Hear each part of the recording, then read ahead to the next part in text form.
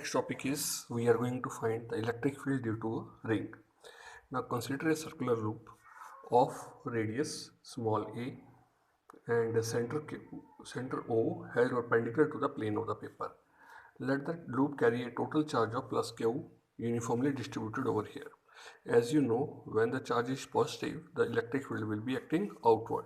So we are going to find the electric field at point P, which is at a distance r from it, at a distance x from it.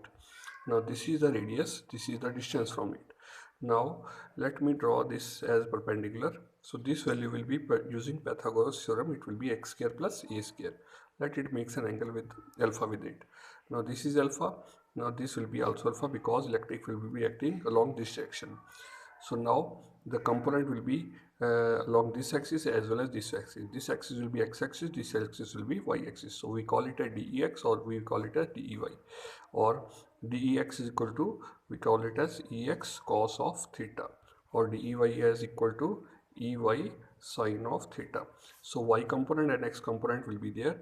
So we have taken the field due to only one component, which is going to be concluded over here. Now if the part is at the lower part, in that case this field will be again upper part, this is the upper part, and again Ex component, there it will be E sin alpha. So sin alpha will be get cancelled or x component will be get added up. So now we know that dE is equal to dQ. Formula is E is equal to Q upon 4 pi epsilon naught r square.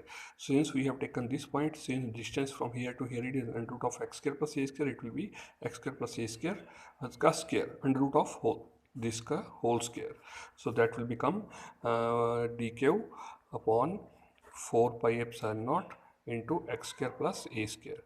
Now since this is cos of theta, because d is there, so now we can know that the component here which is applicable will be de cos of alpha. Now cos alpha we can find from this diagram. Now cos alpha is equal to base upon hypotenuse x upon root of x square plus a square. So now put this value over here. So we will get dqx upon 4 pi epsilon naught x square plus a square raised to power 3 by 2. So dex is equal to x dq upon 4 pi epsilon naught x square plus a square raised to power 3 by 2. Now to solve this value, what we have to do, we have to integrate it out because dq is there, dex is there. So integration of dex is ex, integration of dq will be equal to q. So now rest parameter will remain same as it is, it will be come out to be this value. So this is the value of electric field which is going to be find out. To get the value of maximum or minimum, so the maximum value will be find out when the derivative of this will be equal to 0. So that we will find out, means I want to find at which point the maximum electric field will be occurred from the center of the ring, so that we can able to find it out. So what we will do, we take the derivative with respect to x. So when you do the derivative, so you will find it out.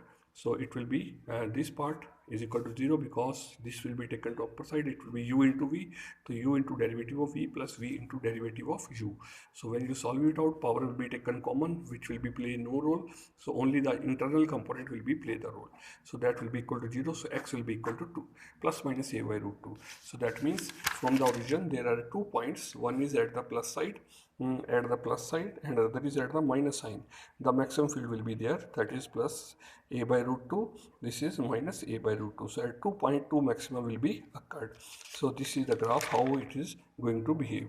Now to find the value of maximum electric field, you can put the value of a by root 2 in this expression of this one, and when you solve this out, so you will get this value of this one. So the maximum value of electric field will be up to at point this will be equal to this one. So this is how the electric field due to ring can be able to determine.